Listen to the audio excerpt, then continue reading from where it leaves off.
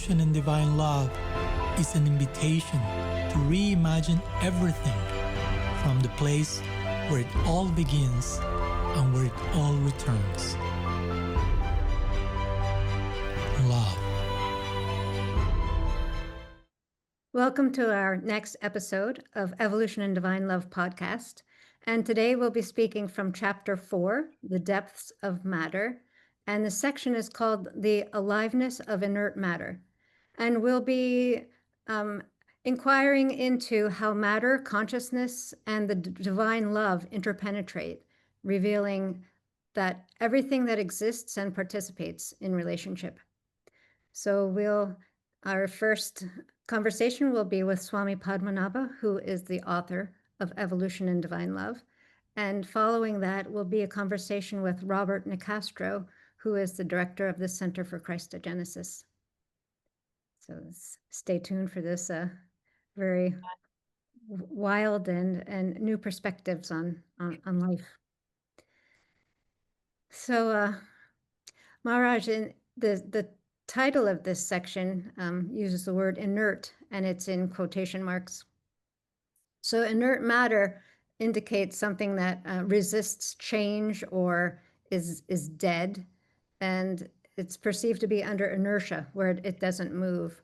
But you explain it that matter is actually an alternate expression of aliveness. So I'm wondering if we can begin just by having you explain a little bit by what you mean by an alternate expression of aliveness.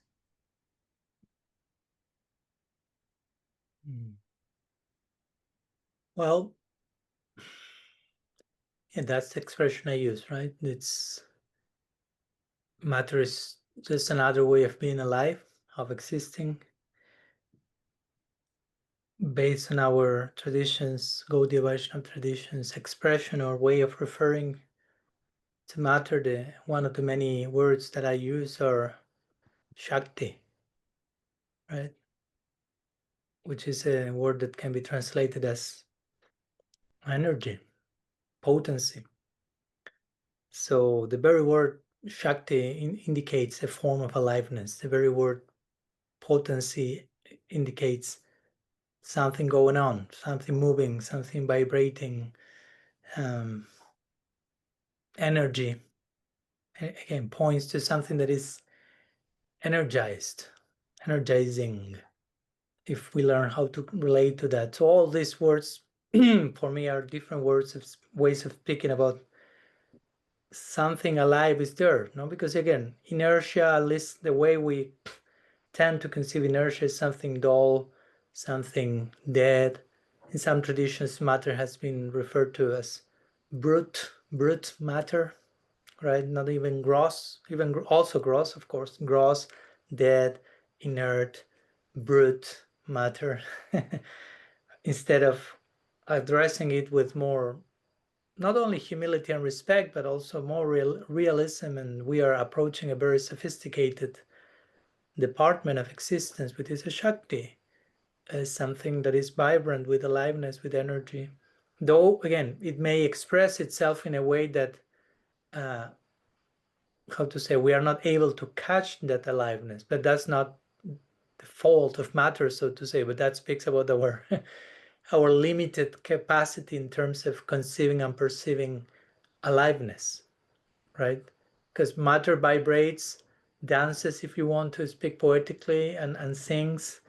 There is sound, there is vibration, there is movement, and that we can all say all that just based on scientific proof, not even go on resorting to scriptural evidence. So if all of that is there, there is some form of aliveness there. There's a form of vibrant, energetic presence. So inertia, on the contrary, indicates something that resists change. Mm-hmm. But by its very aliveness and energizing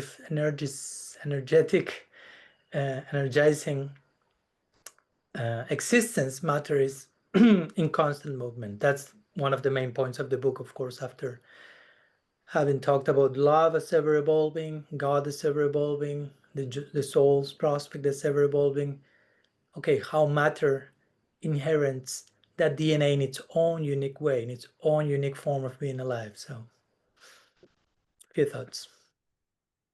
I was wondering that, I've heard matter is dead and it's only alive because a spirit soul is present in it. Like in relation to a human body, like I think Prabhupada said something like this, that, because of the presence of a spirit soul, like the body is moving and all of that, like when the spirit soul leaves, then it's dead. So like the matter is dead.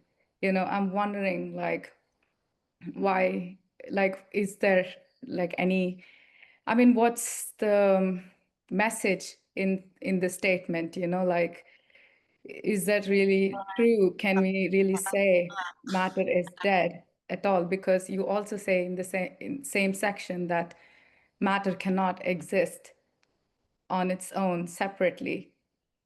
Like it's always intertwined with spirit. So yeah, I'm trying to understand, Yeah, of course, nothing can exist separately, not only matter. We cannot exist separately either. Though we are known as spirit, the soul does not exist in a vacuum, in isolation. So we exist in relationship, which is another way of saying we cannot exist in separateness. We, matter, even God, we will say. God does not exist in a vacuum. God exists eternally along with his energies. So you cannot just pull away all the energies of God and still have God. At least for us, that's not a coherent depiction of divinity. God is relationship. So he exists, he, she, they exists in relationality. So that's a universal principle that applies from God to love, to us, to matter as well. So in connection to the particular statement you referred to by Srila Prabhupada, I will say that the main point being made there, which of course is it's true, is that when a particular individual soul, we call the Atman or the Jiva, is inhabiting a particular body, there is a certain expression of aliveness surrounding that vehicle that is not present when the Atman or the soul continues the journey. But that doesn't mean the body that remains there, so to say, without the Atman is dead in every single sense of the term, that there's no activity, that there's no movement, that there's no vibration whatsoever. Because again, you can just examine the atoms and the molecules and the protons and what's going on that subatomic level, and there's so much going on. So we cannot define that as dead. So I will say my understanding, putting that on a scale, is that when Prabhupada said what he said, he's more referring to, of course, the presence of the Atma of the soul brings a particular dimension of aliveness, let's put it that way, to the whole body complex. But when that soul continues the journey with the psychic body, so to say, still the biological body has its own form of aliveness. Without the presence of a particular soul animating it in a particular way, but still there's something going on. And again, one of the reasons for that, we will argue, is because, at least from our theological perspective and that of other traditions, is God also is present even when the soul is not present, right? Even when we continue the journey, the sweet absolute remains holding everything together, again, being hosted by every atom of creation, whether there's a soul in that body or not. Every atom and the spaces in between the atoms, we could say it is still a home for the divine. So that keeps everything alive. That keeps everything moving, vibrating, dancing, singing, if you will. So again, that's why I use that expression, different ways or different forms of being alive. It's not just this is the only way. We talk about ourselves as souls being alive, naturally sat. We exist, we are alive. But when the soul, the Atma, becomes in touch with bhakti, we will say, with devotion and opens itself to that embrace, to that contact, eventually the Atma becomes Mahatma and attains a whole another level of aliveness. So in that case, you can also say that's another way of being alive. One thing is being alive as a conditioned soul. Another thing is being alive as an enlightened soul, divine madman, divine mad woman. All of them are alive, but they are different ways of being alive. So that even applies and extends when, again, a soul leaves a vehicle, but still something remains going on. Wow, that makes a lot of sense. And yeah, it's just a different way of like being alive, like you're saying. What came to my mind as you were speaking is that once the spirit soul leaves the body, then the body starts decomposing. And that's also a different way of being alive, where it is what is needed for like the body to like go back to earth. And in that way, it's also alive and doing what is needful. So Exactly. Because someone will say, oh, the fact that the body is decomposing shows that that's dead and there's nothing else. So you, as you say, you can say, no, turn the argument around, say the fact that that's going on means that something is going on, something is alive there, because if not, that process will not take place. And of course, that process is part of a bigger cycle in nature, and nature in itself has those cycles, and there's aliveness to that. So yeah, from that perspective, we can argue, as I try to do in the book, is that matter doesn't die. No, so again, it just transforms. It continues in an ongoing cycle of mutation and transformation, taking different forms. Again, when we speak about the atoms in our body, how many millions of that are renewed on a daily basis, and after a few years, the whole body is a new body, literally. So there is so much processing and aliveness going on. Even we are not aware of that. That's the point, right? So much aliveness is taking place in the vehicle we are driving, and we are absolutely unaware of it. That doesn't mean that that's not happening. It just speaks more about our level of unawareness than about the unawareness, quote unquote, going on there. But sometimes we do that projection, right? We are a little bit dull ourselves, brute, inert, and then we say, oh, that's brute, gross, and inert. And I'm just projecting my own lack of sensitivity. But if you pay attention, there's so much going on everywhere, but we may not be paying close enough attention to that. So it's like riding a car, right? The body sometimes compared with the car. When the driver is driving a car, you can say, oh, the car is alive, it's moving, has some, but it doesn't mean that when you put the car you park the car and leave the car, there's nothing going on the car. Again, you analyze the subatomic particles in the engine and the wheel and the tires, and still there is so much thing going on. The driver is somewhere else, but still there's another form of aliveness. So yeah, and for me it's very exciting prospect to write, at least even to just to try to repeat to myself conceptually, like I'm surrounded by basically by a sea of aliveness in different forms, but everything around me is vibrant, alive, moving, vibrating, dancing, singing, and I'm the only one missing the party. So I have to join the dancing, singing, vibrating party, basically. That's a pretty big shift from how we have been viewing material nature. And another one in your book that is also really holy shift is that consciousness is not the opposite of matter, but it's its very foundation. And you quote Srila Sridhar Maharaj, where he says that ultimately there is no material thing. So that's a rather radical, amazing, beautiful statement. How do we approach such a radical thought, and what might such an integration of matter and spirit invite for us as people who walk through this world? Well, you may need to ask Srila Maharaj first about that.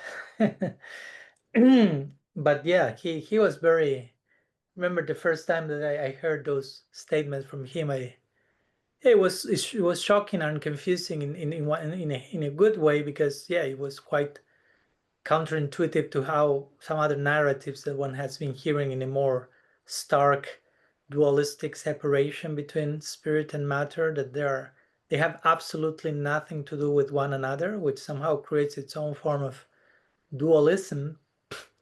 And we have to keep in mind that ultimately reality is non-dual. We are a non-dual tradition, like every other mystical school.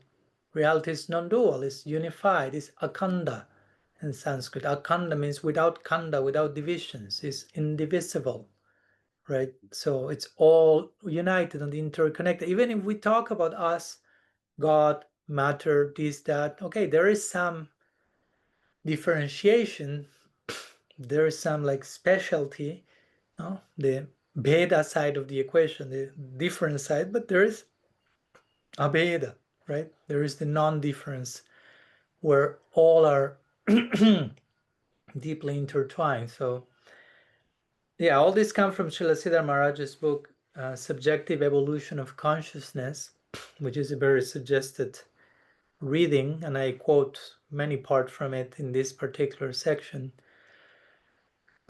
And again, he was a philosopher, of course, but also he was a theologian, but also he was a mystic. So he will speak very poetically and at the same time quoting contemporary science of the time, but again, deeply mystical, realizing it's all a matter of perception. So now we are perceiving matter as being so near, so close, so immediate, matter, we are perceiving matter as so apparently matter. But when we go deep into reality, the perception of matter as such dissolves, and we realize, he will say, matter is a densification of consciousness. Imagine that just, I mean, again, it's difficult to put all this into words. When you have to practice and get there, you have to have your own experience, which will speak for itself and will speak volumes in comparison to anything you can try to say. But he will basically say there, the deeper we access the actual nature of reality, we'll realize that consciousness is everywhere. And matter is, it may be a way of speaking about our perception of consciousness.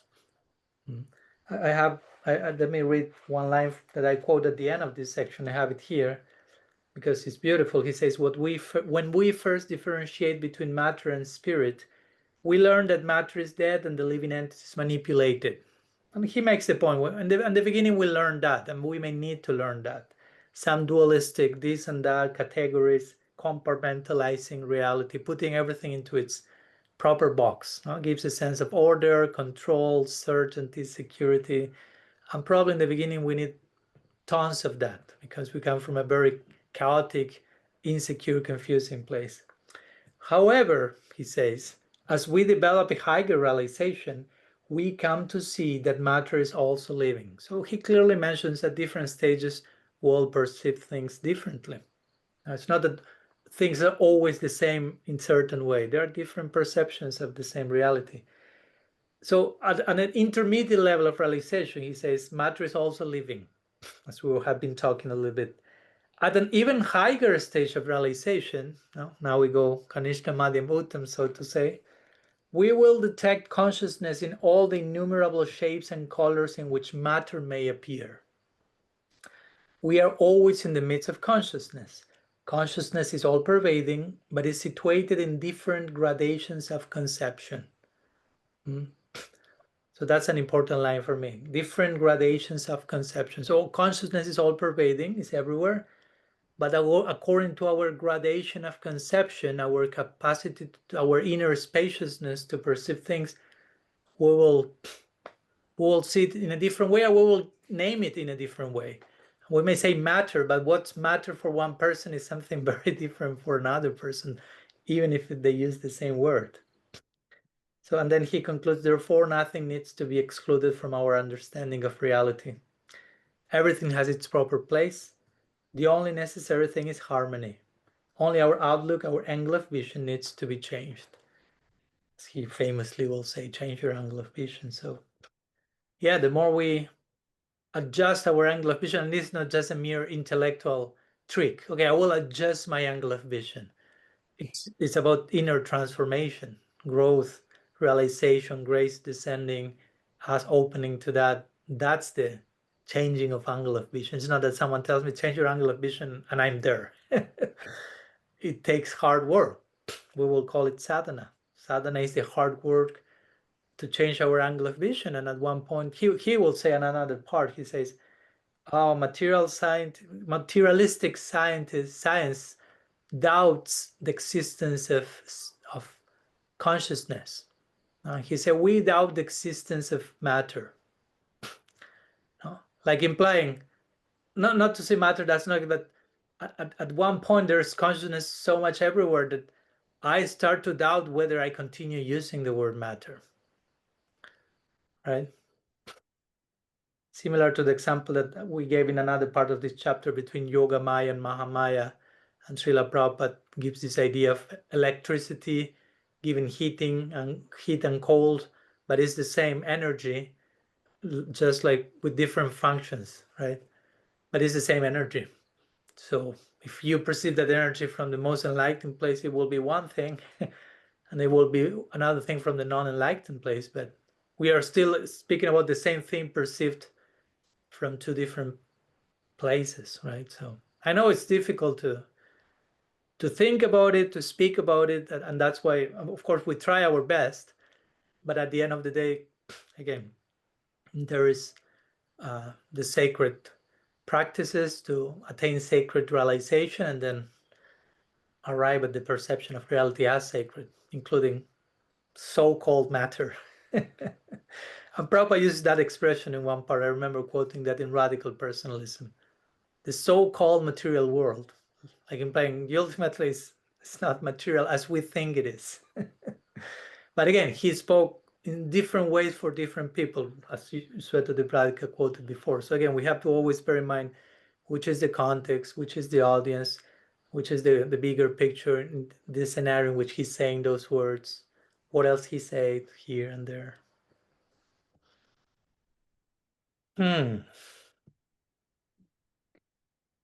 That's amazing. And it's one last thing just to wrap up this section. It seems that our changing our angle of vision is what actually allows the world around us to reveal what it truly is, to reveal its heart as alive, as consciousness, as spirit. Simply, I use the word simply, by changing our angle of vision opens up doorways. Yeah.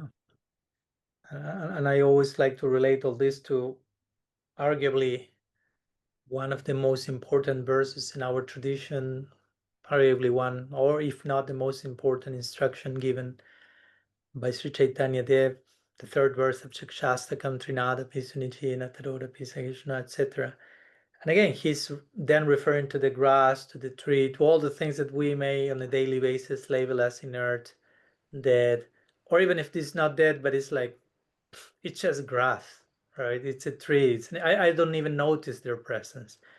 And he's seeing them from a very different angle of vision and taking them as gurus, basically, and learning such valuable life lessons from a blade of grass. Again, it sounds like exaggerated, may sound to some, like, how can you accept the blade of grass as your guru? How can you receive deep life lessons from the grass, from a tree? But that's what he's saying. And of course, that speaks about Nishta. And Nishta is a certain stage of enlightenment or awakening, or whatever word we want to use, advancement or growth, transformation, that already entails a considerable removal of many of those things that get in the way of properly accessing, perceiving reality, acknowledging for what it is. So in Nishta, the world starts to become alive, literally, in front of our eyes, in front of our senses. So all those things that for so many years and decades and lifetimes seem to be just an inert scenario around me, no? Like environment, but it's there. But now it's all starts to speak and to dance and to sing and to teach. So it's no longer like an objective world that I can manipulate and exploit for my own interest, but I suddenly feel that I'm an object in the midst of so much subjectivity.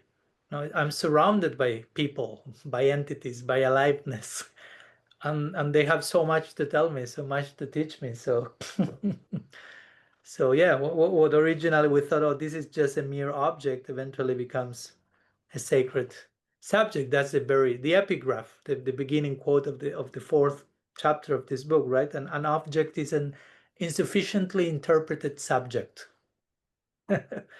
Right? So what I still call object means like it has been insufficiently interpreted, understood.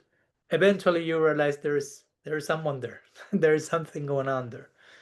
So yeah, for me that's the main verse or the main teaching in our tradition, and it speaks so much about this point of change your angle of vision enough till or do not rest till your change of angle of vision takes you to this point where everything becomes guru, everything starts to become alive. There are degrees of that, but everything starts to show its real face gradually and more. Again, in our tradition we want to enter into a land of gurus where everything is clearly guru, clearly pointing into the direction of our highest potential. But we are not just suddenly thrown there and it will be too much voltage. So it's a gradual awakening to the perception of the awakeness of everything around me. So this verse representing this stage of Nishta, which is the in-between stage of the journey, so to say, of course, an ongoing one. But in the middle of the maturity of the journey, so to say, you need to start to gradually awaken to the aliveness around you, and that will only become more and more alive without limits in an ever-evolving way. It seems like when you have that perspective, you're already in the spiritual world, because that's one of the things we know about the spiritual world, that everything is alive. So yeah, it seems like attaining that perspective is attaining the spiritual world. Yeah, and of course, one never attains that fully, but one starts to attain it gradually. So, and this will be one of the main yardsticks, so to say, that how much I'm like stepping into this reality we call spiritual world, this dynamic, ever-evolving reality. Well, everything around you becomes alive. Everything around you points you into the highest direction possible. Everything is mirroring back your best potential, till eventually you find yourself into a land of gurus. And again, there's no end to how much that continues to ferment in a sacred way. Yeah. Very exciting prospects. Yes, lots of hope. All right, we will end this part of our conversation today. Thank you, everyone, for coming. Thank you. Thank you. Our guest for this section of the episode, The Aliveness of Matter, is Dr. Robert Nicastro. And Robert is a theologian, teacher, and writer whose research explores the convergence of religion, science, and artificial intelligence. His work focuses on how emerging technologies are reshaping human identity, planetary consciousness, and the future of religious thought. He was also a guest on the Free Radical podcast in July. I hope you were able to watch that podcast. If not, you should definitely look it up on Swami Padmanabha's YouTube channel. It was a beautiful conversation that coincided with the launching of Evolution in Divine Love, the book. So it's very beautiful, circular way it's coming back around. Now we get to speak with him on more detail that is in the book, but in the Free Radical podcast, Robert and Swami went over the entire Evolution and Divine Love book, chapter by chapter, pulling out the major themes, and it was very, very beautifully done. Wonderful conversation. So we are very honored to have Robert here. tonight to discuss this section of the book, The Aliveness of Matter. So thank you. So just to kick us off of the conversation here and see where it goes, I'll start in the beginning of the section. Swami Padmanabha mentions a quote from the Mahabharata, and it says that matter and consciousness are portrayed as partners in a divine dance.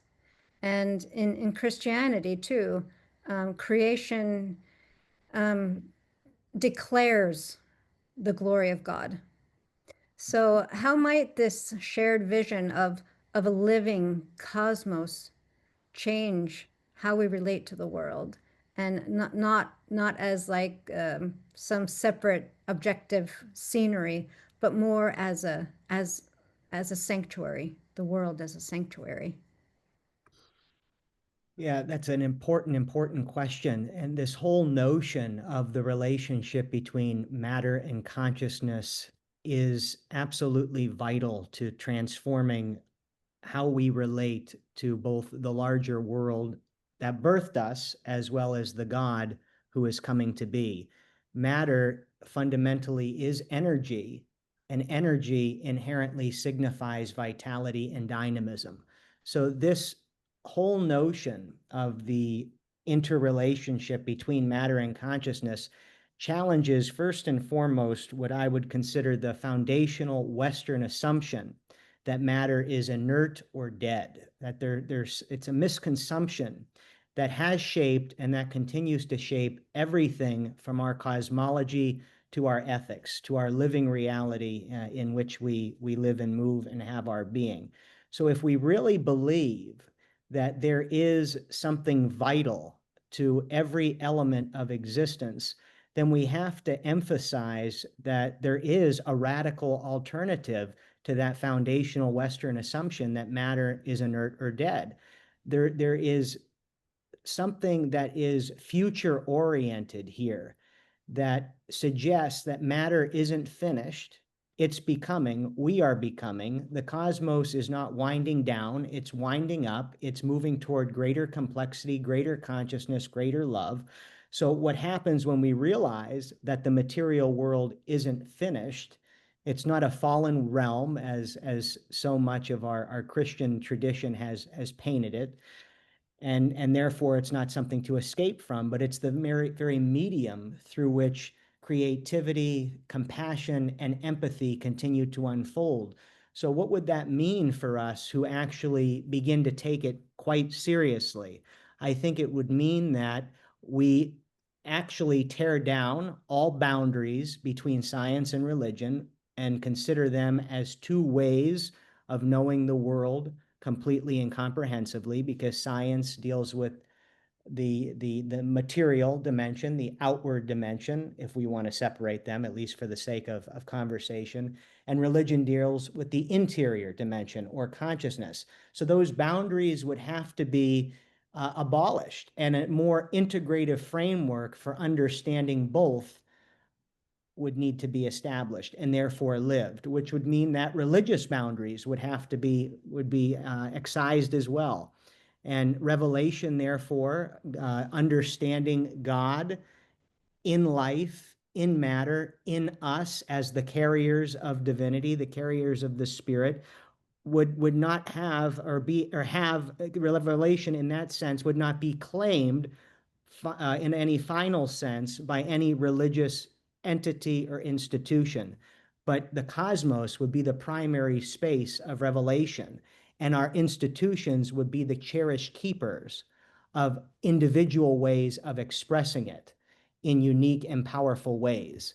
So we would begin to live rather untribalistically and more collectively, more inherently relationally, if the cosmos is our greatest teacher, our greatest expression of that matter and consciousness in this great reciprocal harmonious dance. Wow.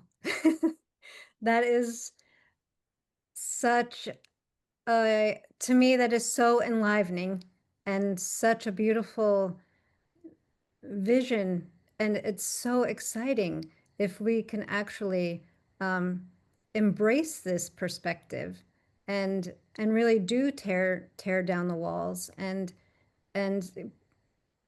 grow out of our dualistic thinking and mentalities, and really focus on and to be able to see the absolute principles that are flowing in all directions.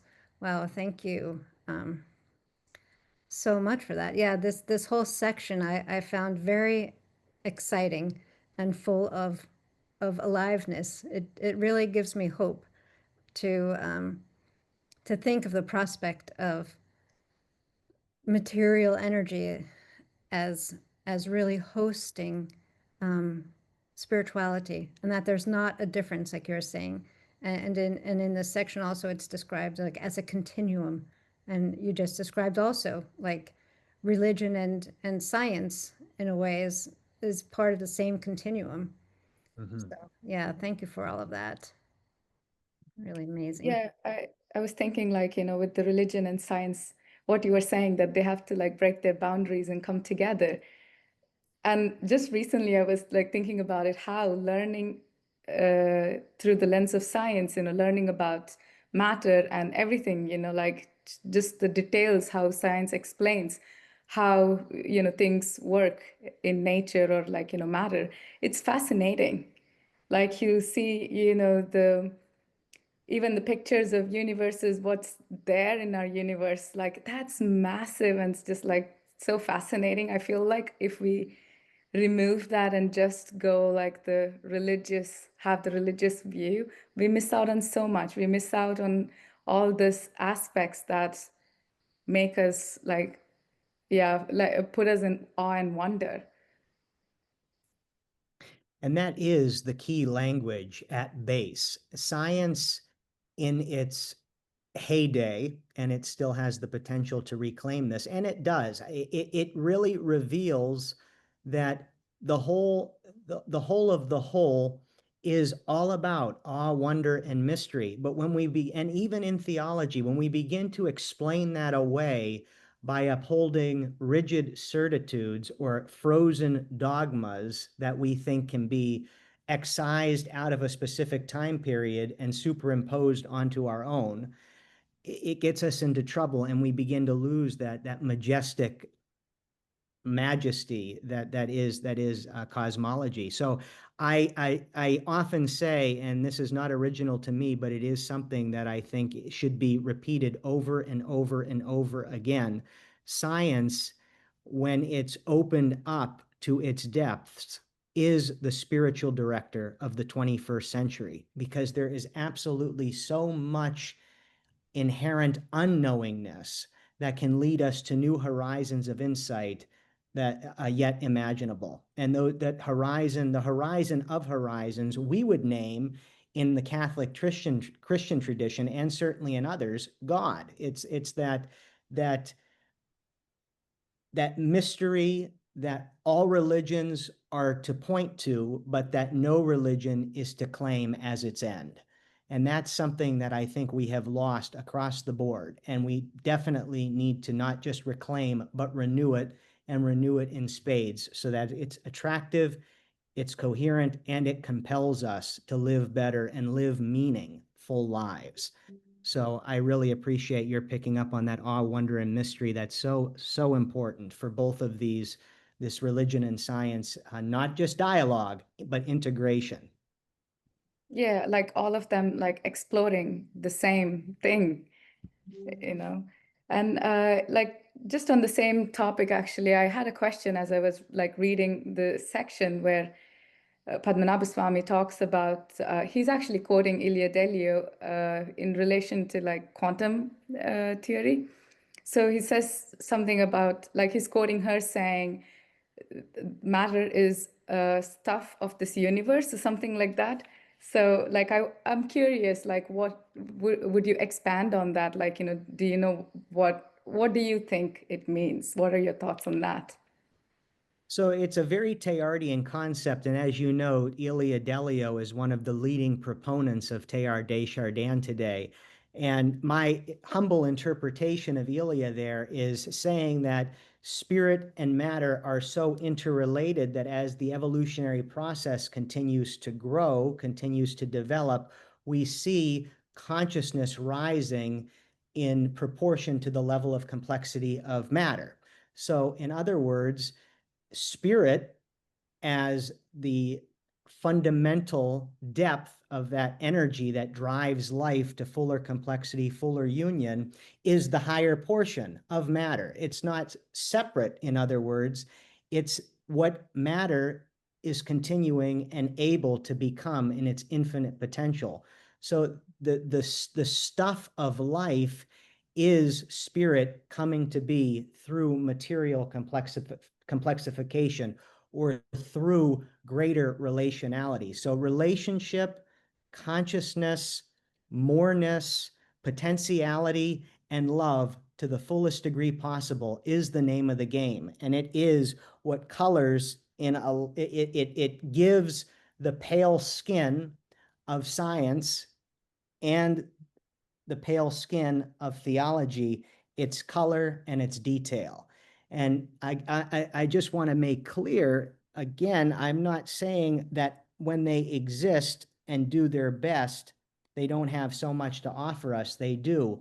But when they only exist as independent enterprises rather than interdependent enterprises, there's always something essential and vital that's lost to our living and our living to the full. So I really do believe that that's what it is at base, and that's what quantum physics and complex dynamical systems of science are teaching us, that energy is vital to life and consciousness is the depth of that energy, or we can say again, spirit. So there is something that's rising up in and through. Teilhard would use the wonderful expression, God is not only the heart of matter, God is being born as the heart of matter. So there is that whole spirit rising, or that matter is spirit moving slowly enough to be seen, as I think Swami captures so well in one searing sentence in this chapter. Yeah, thank you so much for explaining that. I mean, it's a deep topic, you know, like quantum theory in itself is just so complex to understand. And yeah, it's like tiny little bits that I catch here and there. So yeah, thank you for expanding a little bit. Absolutely. And I think it was Richard Feynman who said, a great theoretical physicist, if we think we understand quantum physics, think again. You really don't, because it brings us back to that inherent mysteriousness that we don't want to see get pushed aside. And certainly others have picked up on that too and developed that notion. But when we're talking about a philosophy of science, that's really what we need. There's an implicit framework or worldview in all of our thinking. The question is that worldview informed by a holistic sense of who we are and what we're becoming? Because that's what Erwin Schrödinger was saying in his own development of a healthy scientific understanding of the world, that we've lost the question that science is about. Who are we? And we're not just human beings, we're human becomings. And that's very important, because the question is, what are we becoming in and with the universe that is now being revealed to us? And therefore, by natural extension, our technologies that are shaping us as well. I'm wondering if you can even go back to the basics and explain even just what about science. What does science look like now? How can science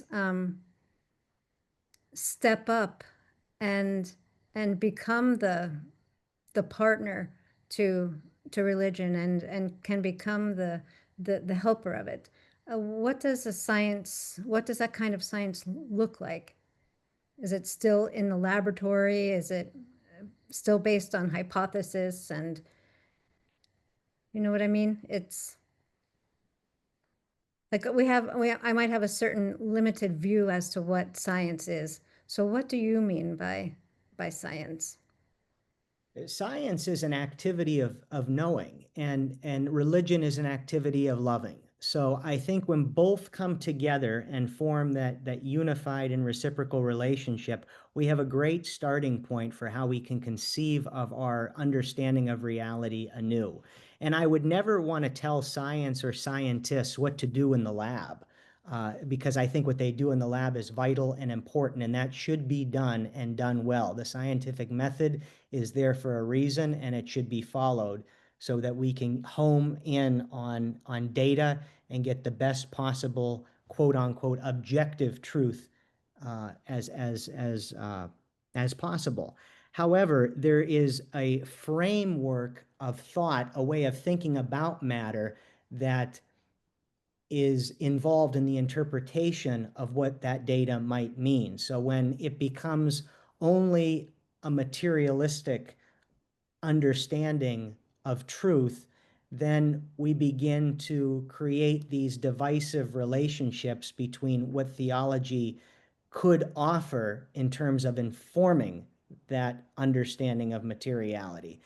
And conversely, when theology, religion, theologians don't try to understand the best of what the data of science is saying, it imposes a supernatural reality onto materiality and then ends up turning scientists off because it's clear to them that there really isn't anything that exists outside of this whole. So we can't accept a God of the gaps. How do we plug in an understanding of what that mystery might be when the frontiers of science, at least today, can't give us an explanation as to why we're stuck, or we can't go beyond this point of understanding.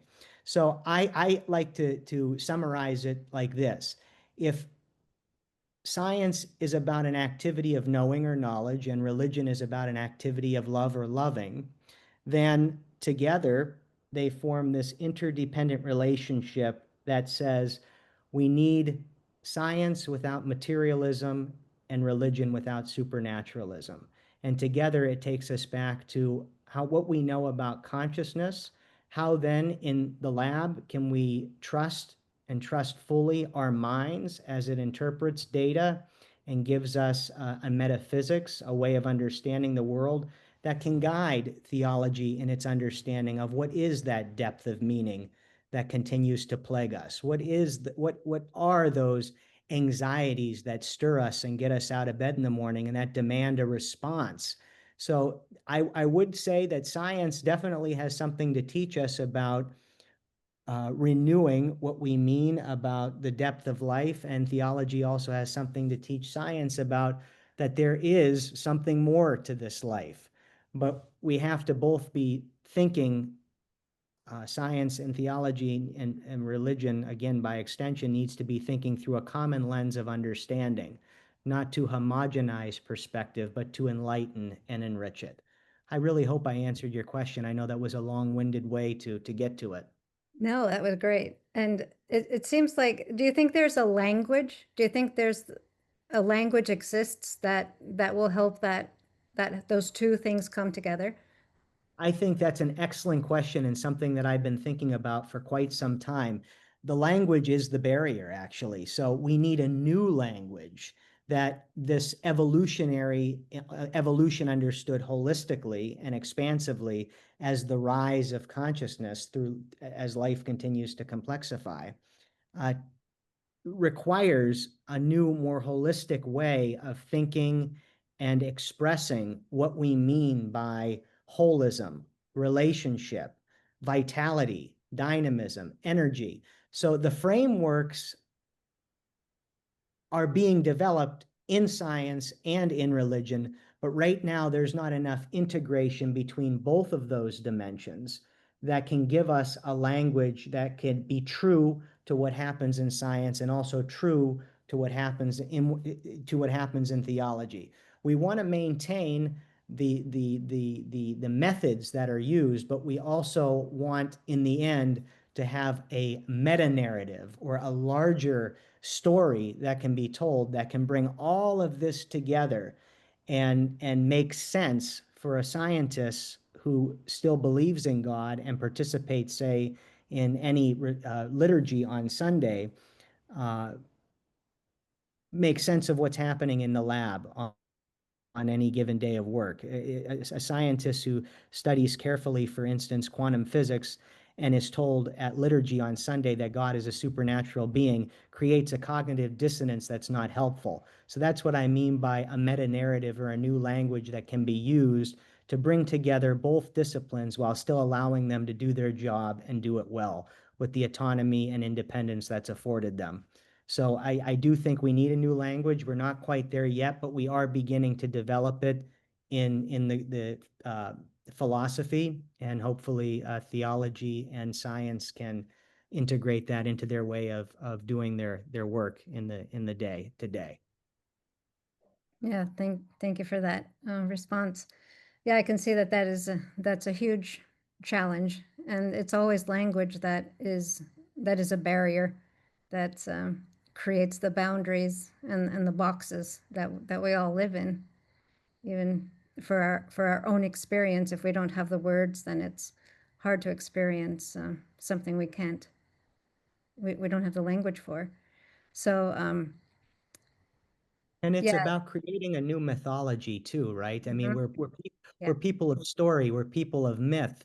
So we need a new myth, or a new way of expressing the ways of our thinking and acting. And I want to give a commendation to Elia, her recent book, relatively recent. It was released in 2023, The Not Yet God, in which she begins to create this new myth of relational holism that both science and religion can tap into and begin to develop these relational holistic ways of thinking about their own work. So that's it. It is myth, it is story, and it is narrative, and it's recognizing that as a people, we need stories to guide us to that horizon. And I think of the great quote by Timothy Radcliffe, who said, he said the point of Christianity is to point to God, who is the point of everything.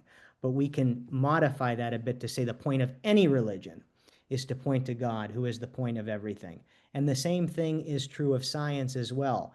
It's to point to what is the truth, and how we realize that we are making that truth with every new act of discovery, with every new act of intellectual synthesis, coming together and creating a new insight. So there's always a point or a truth beneath the truth that's rising up and coming to be in and through us. So story is important, and we need a new way of expressing it, and a new way of telling the cosmological story that is still being written. I was, I mean, just going back a little bit where you were saying about, looking at God as a supernatural being, someone who you can't relate to, creates a cognitive dissonance. That reminded me of this line you said in your podcast with, Swami Padmanabha's podcast, where you were the guest. Line I liked the most was you saying, God is what you need the most in the moment. So for a starving man, bread on his plate is God. Yeah. So yeah, kind of like, just, yeah, instead of considering God to be a supernatural being, making God relatable. And yeah, that makes so much sense, and like, just moves your heart. Thank you. And I think that is what we mean at base when we say this matter participates in divine passion and divine love, just as divine love is given further expression or further realization through matter's participation, or matter's coming to be, or matter's evolution. So if matter is alive, and if God dwells in every element, then there is something within us that is fulfilled when we lack a deficit. There is something that is, so I think of it this way. Jürgen Moltmann, the great Reformed Lutheran theologian, sat under a crucifix and asked, who is this God that is in the midst of all this suffering, that doesn't allow the suffering, but that is the great companion in and through the suffering, that is the one who, in all of the despair, in all of the drama, in all of the divisiveness, gives us a possibility to transform it into something life-giving and something that gives us wholeness and fullness that we've yet to experience. That is the God of potential who is always with us. So there is something about life that has everything already in it that we need. It's just a matter of identifying that in each particular circumstance and situation of every person. And in that case, yes, I mean, a piece of bread in front of a starving person would be the moreness that through which we can identify the gratitude and the grace and the love of God coming to be. And now the question is, what will that person do to pay it forward or to be the self-expression of God for another? And then round and round, the depth of reciprocity and the reciprocal nature of love itself deepens and deepens and goes and goes. So dynamism is part of this. It is an essential dimension, and it is what will ultimately bring us to a new understanding of salvation in our century and beyond. Yeah, I mean, salvation is one of the things that's like, I mean, different people have different understanding of that. Yeah. Yes. Yeah, I was wondering, I mean, you mentioned, you know, God is present in every element, and that reminded me of like in the Gaudiya Vaishnava tradition, like in our scriptures, we have that God is present in every atom of the universe. So yeah, everything is alive, you know. So I'm wondering, and also in the Gaudiya Vaishnava scriptures, we have a personification of the material energy, a goddess. And yeah, so I'm wondering if you have something similar in the Christian tradition, you know. And also one more thing, I actually live in Ireland, so I just came to, I just came to know this very recently. Actually, when Padmanabha Swami was visiting us, we went to visit one of the spiritual sites there, and there they had the statue of goddess Eru. And they said the name Ireland actually comes from her. Goddess Eru is the goddess of the land. Like, and the guide there was saying, she's not the goddess of the land, she is the land, you know. So I'm just wondering, like, it looks like every tradition somehow have this, you know, like a personification of like material energy or like the land itself. So I'm curious to know, like, what it is like in this Christian tradition. Like, do you have something similar? Well, and another great question. So in the Hebrew Bible, there's this word, that nephesh, that signifies that everything that breathes or everything that has existence is in fact alive. And so that is picked up in, say, the Christian tradition as spirit. And I'm making a large generalization here. This does require nuance, but there is a connectedness because the Hebrew and Christian scriptures are intimately connected and coherent. So the idea of nephesh in the Hebrew Bible is an extension, a deepening, an expansion of how we would articulate spirit, even in the Christian scriptures. So there's no supplanting or suppressing one scripture over another in this case. But I will say that Sophia as spirit is often portrayed as a feminine attribute, as having feminine qualities. And that's true of both the Hebrew and Christian scriptures. So there is a personalization in a metaphorical sense, but there's also a personalization in how spirit comes to be, because there is what Teilhard called a creative union throughout the process of evolution. So there is a togetherness that spirit breeds or gives forth that continues to develop ever more fully throughout the cosmological and biological process. So personalism, if God is the depth of personhood and everything continues to become more personal throughout the process, then that whole swath of the evolutionary enterprise is a swath of personalization. And that personalization has infinite potential and infinite capacity. So it's always coming to be, and it's never ending. Wow. Did I answer your question, by the way? I don't want to, Yeah, I mean, overly. it's not like, it's not like like one-to-one, or how do I say it? It's not that, oh, we have a goddess here and then you have a goddess here kind of a thing, but you did answer, like similar idea. So yeah, I mean, something I would need to think about a bit more. But yeah, you did. It's fascinating, really, like, even the idea of like the combination of like the matter and spirit, and, the combination integration is what is crucial for our becoming, so yeah, I mean, all of this is just so fascinating, so deep, like, I think it's something that we keep contemplating and like, get a deeper and deeper understanding. Like personally, for me, I feel like right now, my understanding is just very small. You'd be surprised.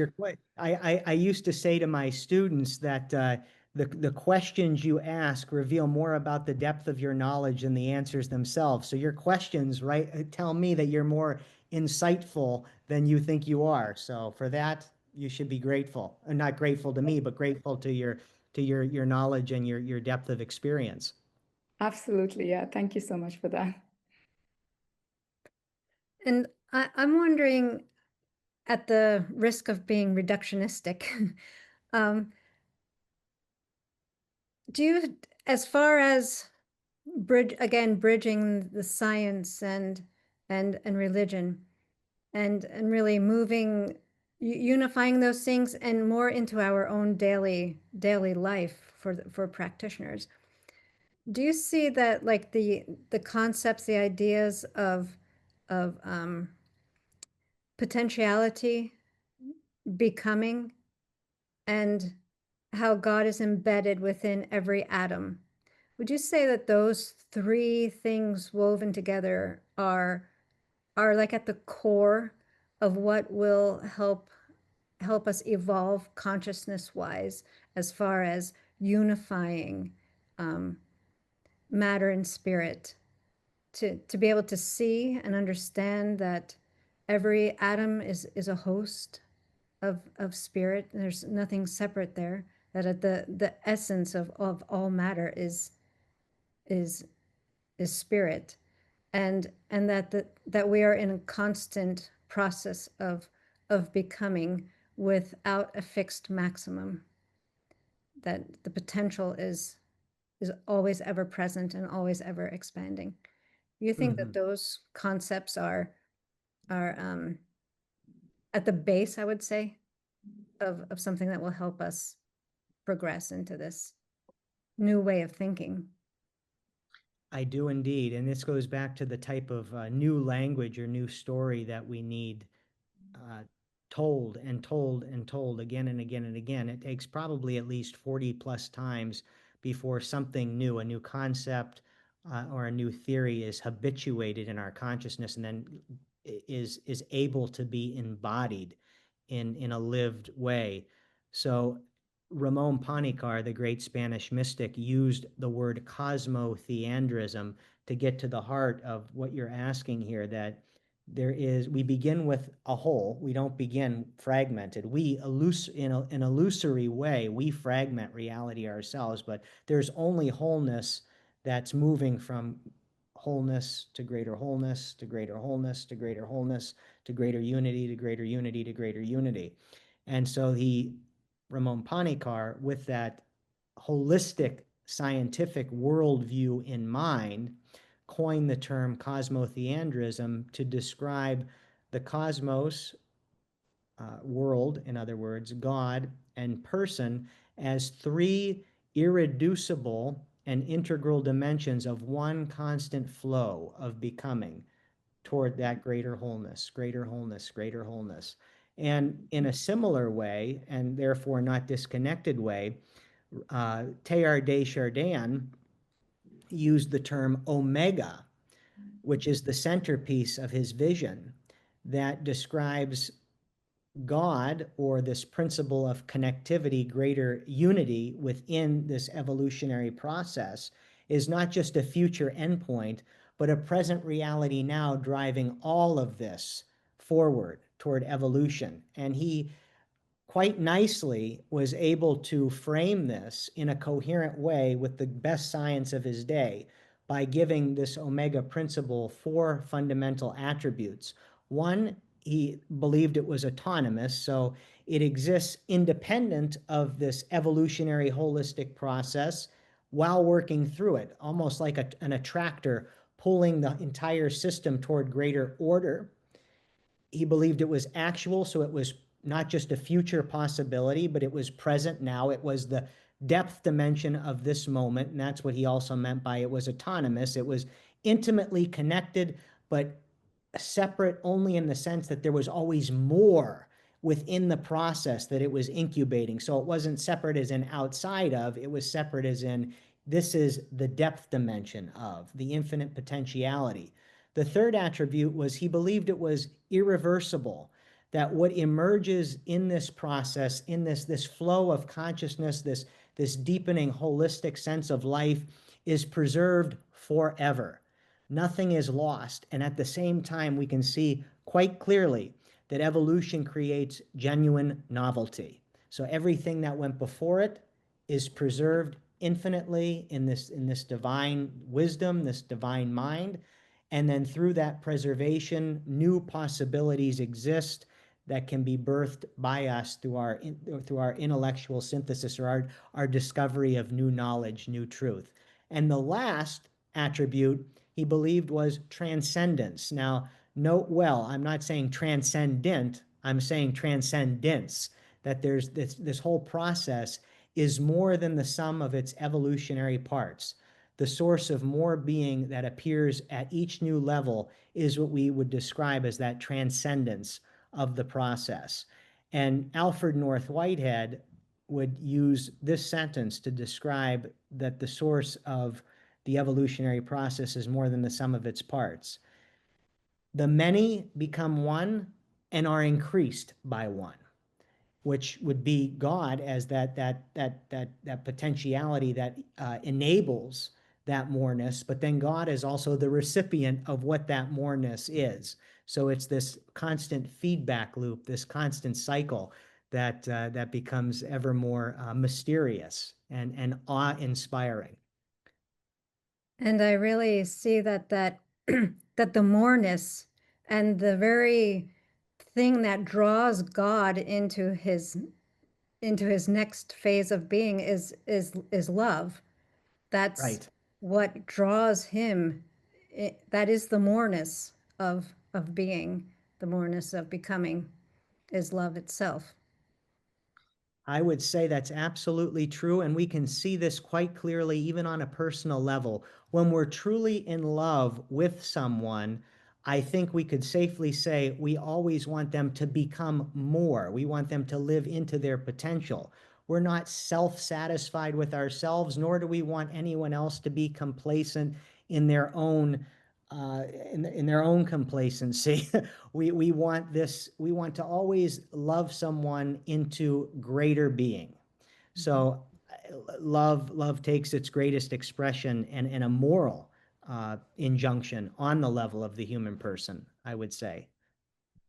And just the play of words, moral, love is more. That's right. That's great. I love that. I love that. Yeah, it's it's all throughout the Bhakti tradition, this play of love and God becoming more, and how there's a dance and a competition between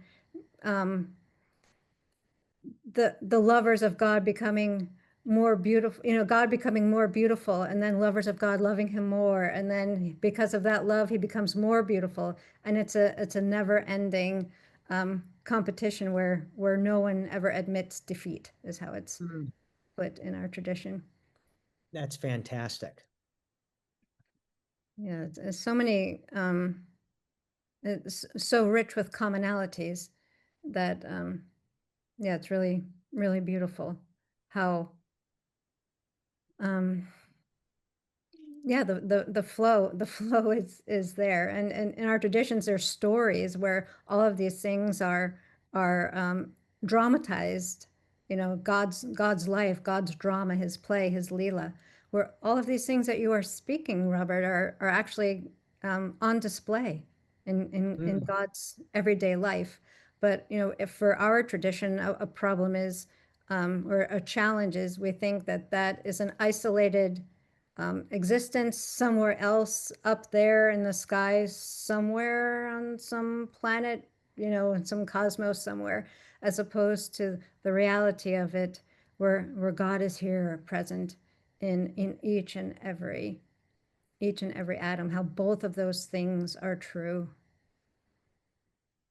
So And if we were really believing that we were dealing with divine life, and that we in fact at base are divine, we would be treating one another and the world with more reverence and dignity. And there have been several books and articles written that argue our ecological crisis, for instance, is probably due to the fact that we're dualistic in our thinking, so therefore we separate matter from spirit, and also we don't really believe, therefore, that God is truly here, present among us, and coming to be. Emmanuel, we would say in the Christian tradition, God is with everything. So there is this idea of language again and story that we keep going back to that's so vital. And these old stories and these old images and limited images and ways of thinking continue to shape the way we live and move. And until we have these new stories, in other words, until the gospel of life is heard from every corner of the world, the true gospel of life, the essence of what it means to love and love to the full, we're going to be in this crisis, and we're going to have many more. Yeah, and it takes real visionaries to be able to create that language, because they first of all have to see it, they have to experience it, and then learn a way to put that experience into the language for the rest of us to catch up. And I think that's what it means to be a people of tradition. You don't forget the past, you really and truly build on it. And this is what is meant by transcendence, coming to be. The historical reality is the process of revelation, that evolution is God coming to be.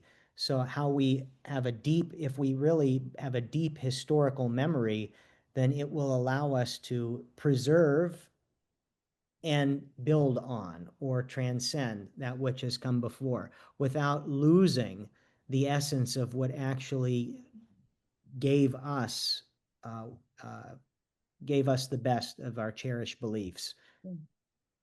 Yeah, it's like we don't want becoming unhinged from the past. That's right. And there is a directionality. And this is why. Go ahead. Go ahead. No, I was just going to say it's interesting how like you need the past understanding, but at the same time you also need to let go of that so you can like grasp the new understanding. That's right. Let history be history, but that language is crucial. Let go a little bit so we can allow these new insights to emerge and give people the zest for life, the vitality that is really driving them to become more. And unless we really can see that and live into it, our world will not look and act like God is here and redeeming it. So, and by redemption, we literally mean growing in a greater transparency of the God who is the illumination of matter, because that would be the greatest redemption of all. We would begin to live as if we really did see that and we believed it. Yeah. You talked about like, seeing this matter and spirit separate, like, we come with that understanding and then eventually we move on to understanding like, no, they're like integrated, they're not separate. But it also seems like somehow we need to like, start with that idea of matter and spirit being separate. Do you think like that is going to be the case like always? Like, for someone like growing up, like that dualistic view is necessary. And then, following on from that dualistic view, get a greater understanding. Well, that's interesting because I think for the first time in a long time, if ever, the generation behind me is growing up in such an interconnected world by virtue of technology that they're already thinking in terms of wholes and not in terms of part or in terms of dualisms. And I saw that very clearly when I was teaching at Villanova these past couple of years. This dualistic sense that so many of us in religious institutions just in particular have doesn't exist in people who are quote unchurched or who don't go to church on a regular basis, or who believe in a spiritual reality but really don't recognize a supernatural God or a God who stands in the floats around in the stratosphere and lobbies punishments and ramparts and salvos against us, aspersions against us. So I don't think that 10, 15, 20 years from now, we will be dealing with the type of dualisms that we have been dealing with for so many centuries. That's not to say that if we don't get a handle on our technology and direct it also in more holistic ways, that we won't be creating new dualisms. But I think the dualisms that are racking us now probably won't exist in the future that's coming to be. I mean, speaking about technology, one of the other things I remember from the podcast is you're talking about artificial intelligence, and you say, by the way, like about artificial, there is nothing artificial about like the artificial intelligence. And I was so curious to know more, like, what do you mean by that? And like, how do you see that? When you say that, I'm thinking that you're seeing that as a natural process or something like that. So yeah, do you want to say more about it? Like, what do you mean by that? So the intelligence is in everything that we do is a bearer of consciousness, and technology in a very real sense is not a tool, but it's an extension of who we are. The question is, will it deepen who we are or betray who we are? And we have the free will and the capacity and the wherewithal, I think, to steer it in directions that actually give rise to a greater sense and dignity of human personhood. So that's what I mean by there's nothing artificial about artificial intelligence, because we are really becoming more fully human or not with these technologies, with these noosphere, Teilhard would call the noosphere, the sphere of mind, this connectedness that's for the first time, I would say ever, is connecting us in ways that could deepen relationality, and expand love, and allow us to find moments of compassion and empathy around the globe that we couldn't normally find in our small sphere of life, wherever that might be. So we're able to have the global eyes and ears and hearts that this technology before technology never enabled us to have.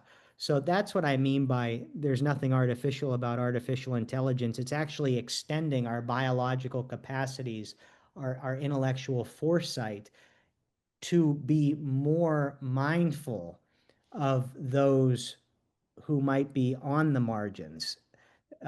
in the Gospel of Luke, in the Christian scriptures, there's this understanding that Jesus of Nazareth came to make the margins the new center of focus.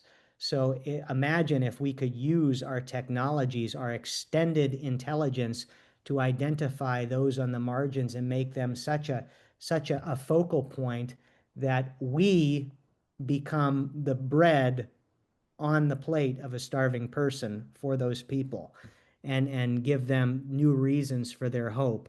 That's a way to explain what I meant by there's nothing artificial about artificial intelligence. There's also new language that's coming out of this scholarship, and they're using no longer AI, but BEI, biological extended intelligence, to suggest that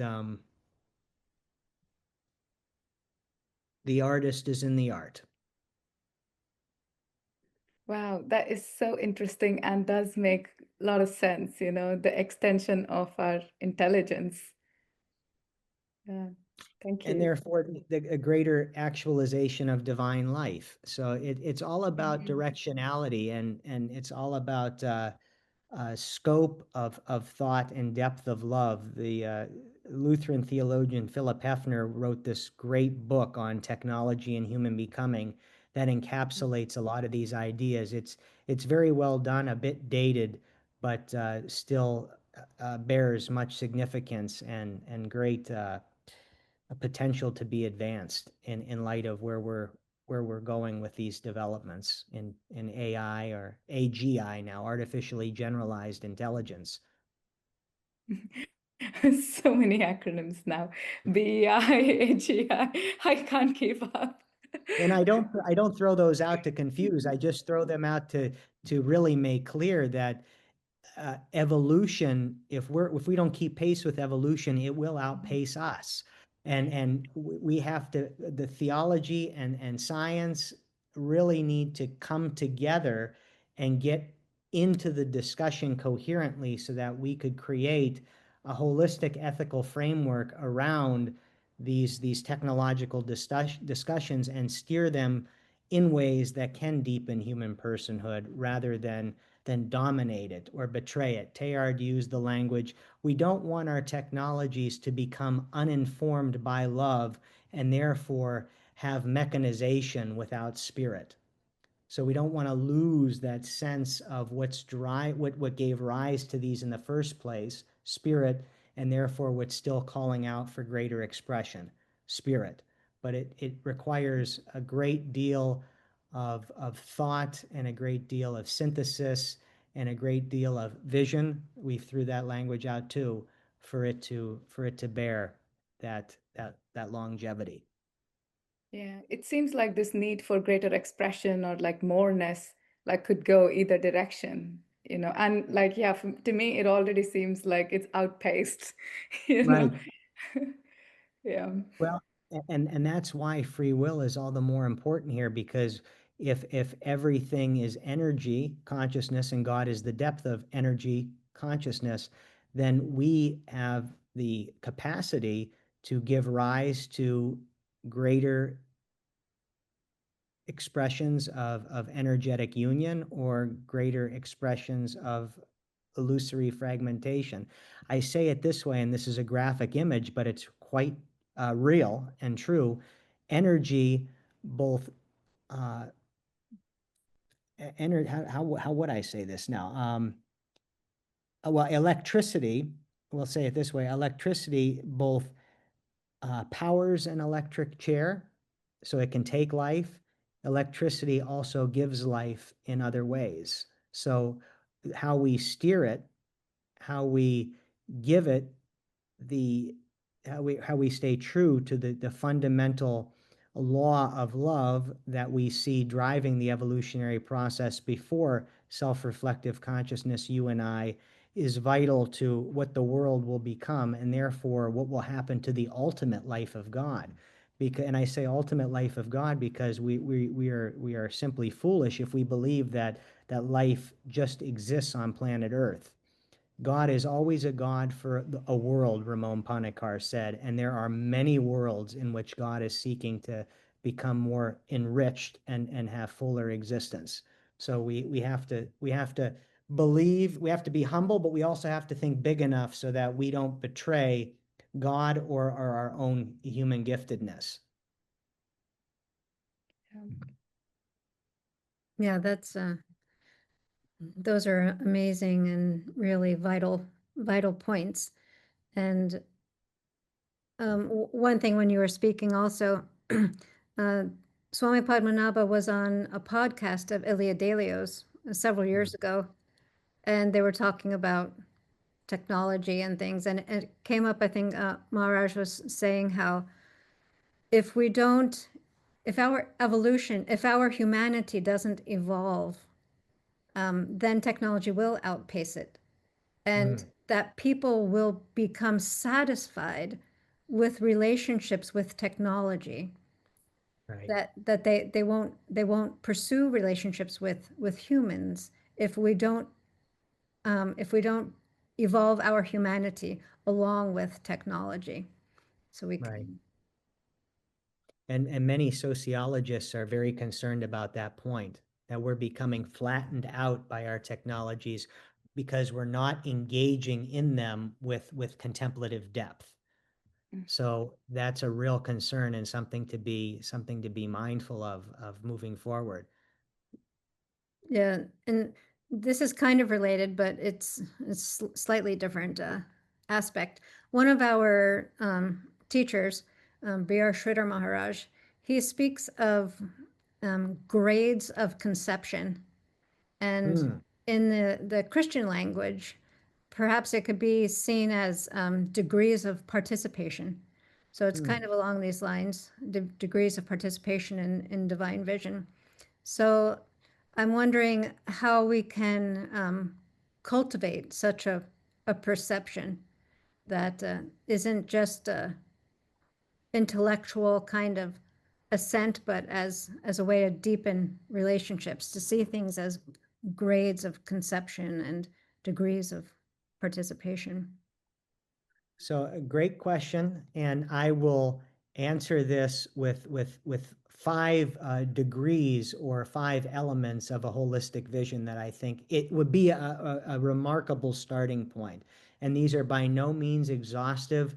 They are just elements or aspects that have come to my own thinking over the last several years of at least my study. I would say the first would be an epistemological shift or a way of knowing. So we must learn how to see differently, to perceive aliveness, consciousness, divine nature in and within matter itself. The second would be metaphysical or a worldview, create a more holistic worldview, that reality is not substance, it's not static, it's event, it's dynamic flow, as we've been discussing. So consciousness is both foundational but also continually emergent.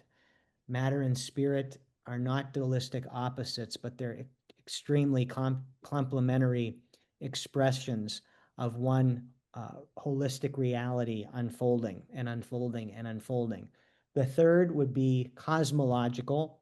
So we would have to take the universe or the cosmos as not a closed mechanical system, but an open, infinitely creative process. And that's drawn forward by this magnetism that Teilhard would call omega, that gives life to greater love energy or greater a greater capacity to further the unitive process that is an expression of divine life and therefore greater personalization, greater uniqueness of each element of existence, as you said, down to the atom, all the way up to the reflective human person and certainly beyond. The fourth would only then be theological. Once we have these first 3 elements in our minds, in our living, in our understanding, and we can hold those in a creative coherence, we get to the theological. We can then, within this new way of knowing, new way of seeing the world, new way of appreciating the cosmos, we can then appreciate God as not this unmoved mover that so many religious traditions have come to identify God as, but the passionate center of creation, the principle of personalization, the depth of life calling all things into greater union, greater compassion, greater empathy that enhances rather than dissolves individuality. And then only after these four elements are understood and appreciated can we move finally to the ethical dimension. How do we live? How do we change our way of acting? So if we understand that matter is alive and God infused, then reverence for life and all of life is not an option. It's essential. It's theologically imperative. Every act, every way of being toward the material world is an act for or against divine life. So we need both religion and science need a renewed sense of what the cosmos is truly revealing to us.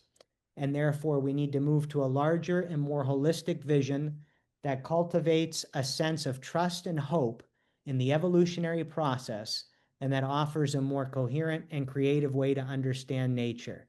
So those five elements, I think, would be a starting point to moving us along that trajectory of thinking newly and living more holistically. Wow, starting points. That's we have a lot of work ahead of ourselves.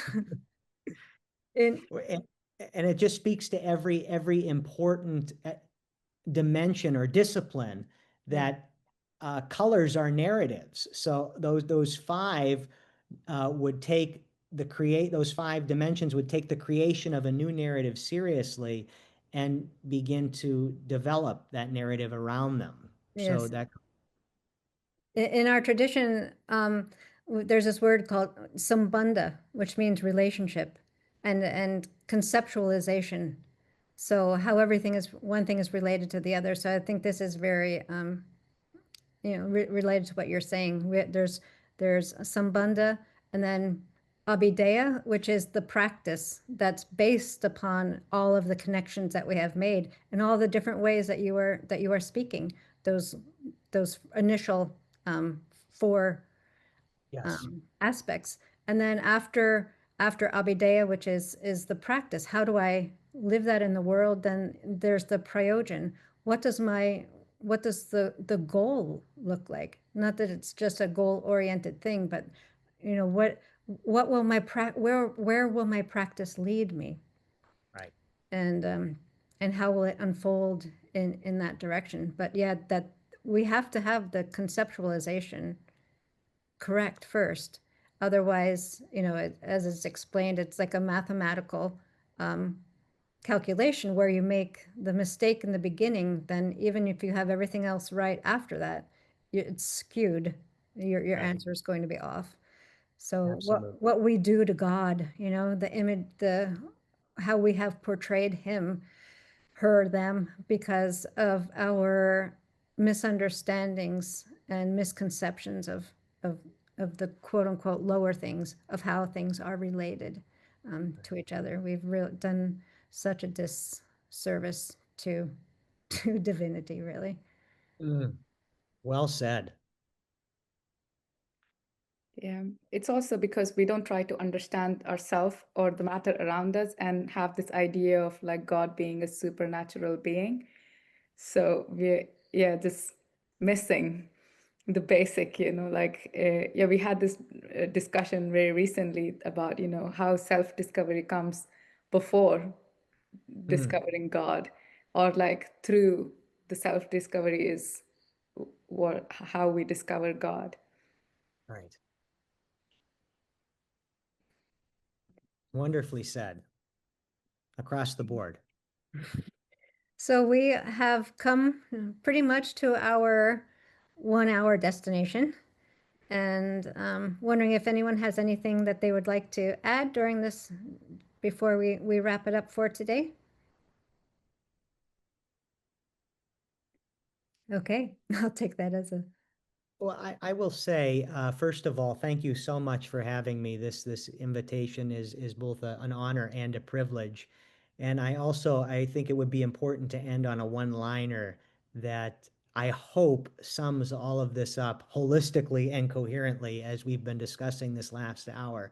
And it's a thought that came to me, and that's influenced by one of Swami's sentences in this chapter.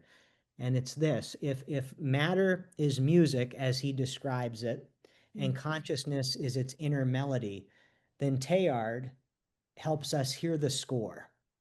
And that's love, converging energy, drawing all of us, the many, into a deeper unity. Beautiful. Yes. So we will end here. We will take a pause now and invite our listeners to contemplate the richness of this topic. And thank you very much for joining us today. Immerse yourself in the natural world with heightened awareness, attuning yourself to its living essence. Engage intimately with material energy, recognizing its divine nature as you behold it, as it holds you.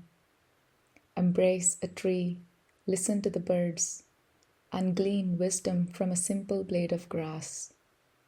Offer sacred prayers to matter itself, seeking blessings and guidance on how to honor its presence with the reverence it deserves.